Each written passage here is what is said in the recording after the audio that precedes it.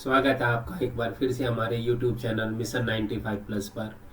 और आज फिर हम उपस्थित हैं आपके सामने एक वीडियो लेकर। इस वीडियो में हम आपको पोलिनोमियल्स के कुछ क्वेश्चंस बताएंगे जो बोर्ड के पॉइंट ऑफ व्यू से काफ़ी इम्पोर्टेंट है।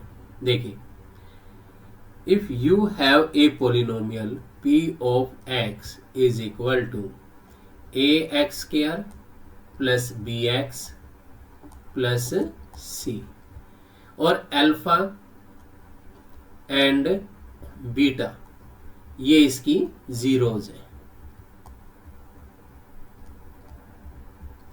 अब आपको एक ऐसा पोलिनोमियल बनाना है जिसकी जीरोज इसकी रेसिप्रोकल है। Zeros are 1 upon alpha and 1 upon beta. हमें डिराइव करना है पोलिनोमियल।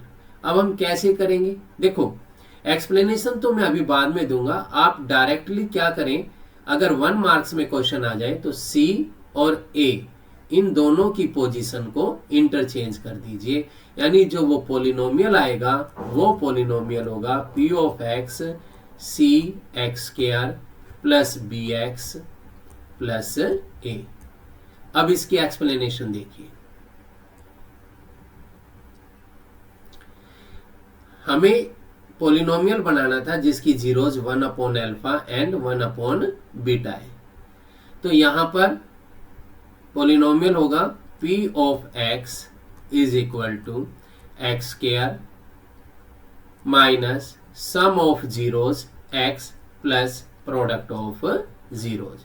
तो sum 1 upon alpha plus 1 upon beta और इसकी वैल्यू होगी भाई अल्फा बीटा एलसीएम, तो बीटा प्लस अल्फा। तो अल्फा प्लस बीटा और अल्फा बीटा इनकी वैल्यू आप यहां से निकालिए। सम ऑफ जीरोज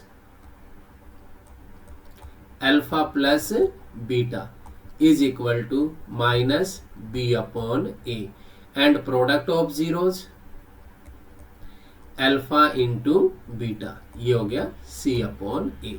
अब इसकी वैल्यू हम इसमें पुट कर देंगे।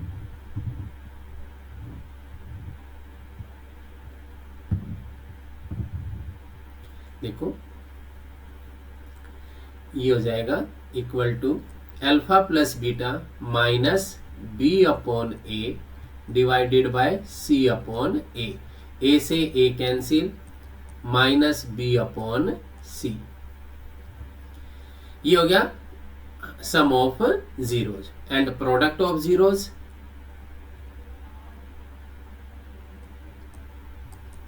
One upon alpha into 1 upon beta, तो 1 अपॉन अल्फा इंटू बीटा। अब इसकी वैल्यू क्या होगी? अल्फा बीटा की वैल्यू तो सी अपॉन ए और ये हो जाएगा भाई ए अपॉन सी।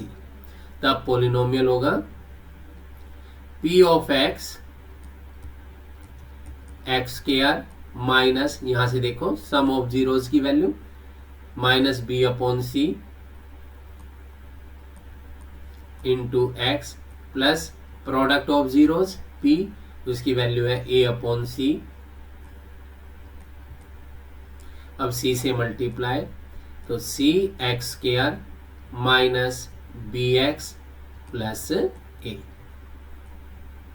तो अभी मैंने आपको जो बताया था कि भाई अगर जीरोज इसकी रेसिप्रोकल हो और आपको एक पोलिनोमियल बनाना हो तब आप कैसे करेंगे? केवल c और a यानी कांस्टेंट टर्म और कोफिशिएंट ऑफ एक्स स्क्वायर की पोजीशन को इंटरचेंज कर देंगे।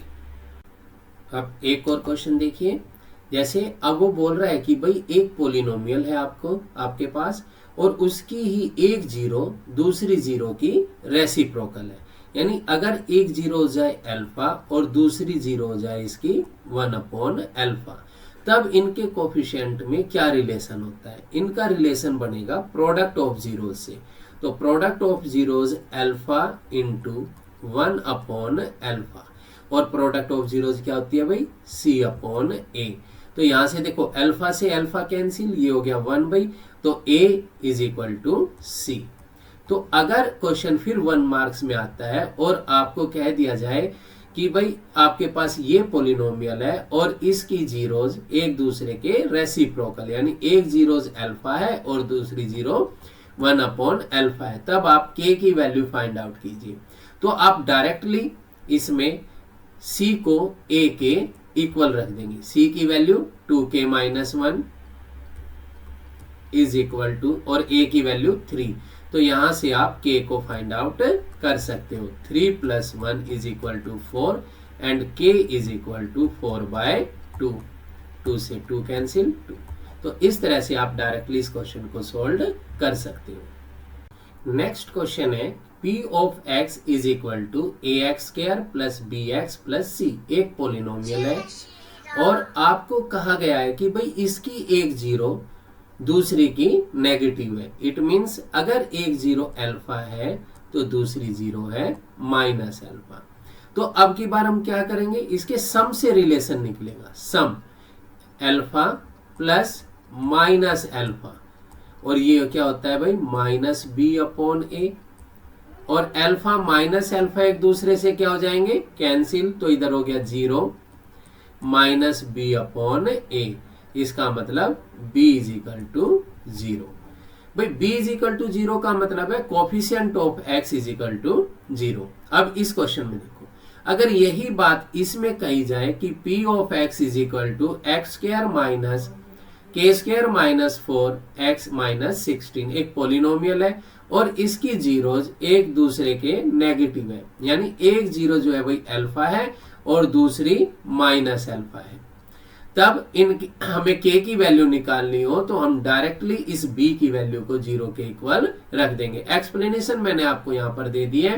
तो इसका मतलब k² - 4 is equal to 0, so k² is equal to 4 and k is equal to √4, it means ±2। तो इस तरह से आप डायरेक्ट इनकी वैल्यू निकाल सकते हैं। आज की वीडियो आपको अच्छी लगी होगी और अच्छे से समझ में भी आ गया होगा। ये 1 मार्क्स को निकालने के लिए आसान तरीके के क्वेश्चन थे जो मैंने आपको बताए। Thank you.